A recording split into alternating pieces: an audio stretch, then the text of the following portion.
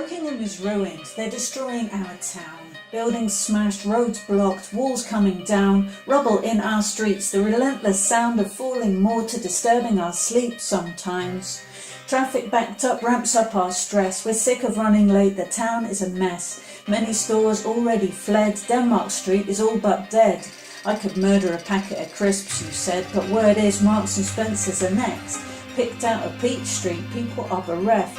Soon they say there will be nowhere left to buy decent gluten-free sausage rolls, nor for our sweet kids easy fruity fistfuls of juicy Percy pigs. This is the basis of our devastation, reduced to M&S Simply Food from a nearby petrol station, or a big M&S in Bracknell, but Bracknell is not our town, and some of us say no, but no one listens, they just go ahead knocking things down. We are powerless, you cry, and soon Wokingham will lie ruined.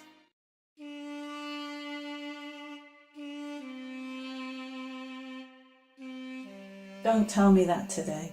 No. Aleppo. Aleppo, Aleppo, Aleppo lies ruined. Aleppo, people, let's get some perspective. Or this week think of Rashideen. How bad does your town have to be for the ruined and damned Aleppo to be the safest haven you can seek for your family?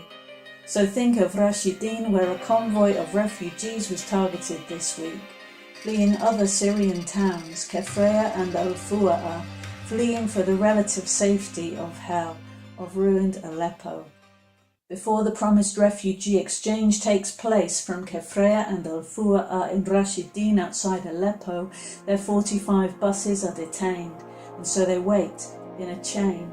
They are powerless. After 2 years of siege, shells have torn their towns apart, blasted them uninhabitable, houses reduced to rubble, schools and hospitals gone, water cut off, traumatized and starved.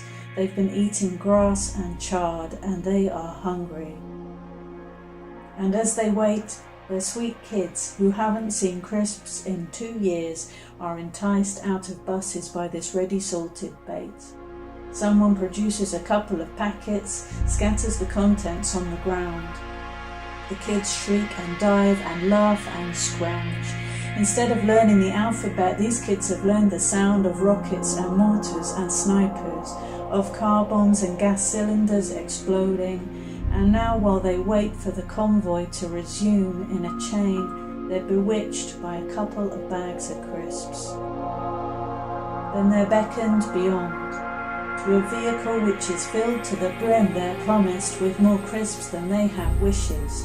They run into its arms. Oh God, it is armed, loaded with explosives. And as the children pack 3-4 deep around it, unknowing, a blue suicide car bomb explodes it. Countless children blown apart, their little lives eroded. The 4 nearest buses were destroyed. They were filled. 126 civilians killed, over half of them children, ignited in a cauldron, helpless and in flames. Their towns were in ruins. They were only seeking the safety of hell, a bombed-out Aleppo just a mile or 2 away. The suicide bombers were NATO-backed rebels, they say, likely funded by the USA, maybe silently abetted by our own UK. Of course no one will say, and the shifting sound of war covers up the traces, while like half-filled bags of crisps the body bags and blooded blankets lay. So please don't tell me Wokingham is ruined today.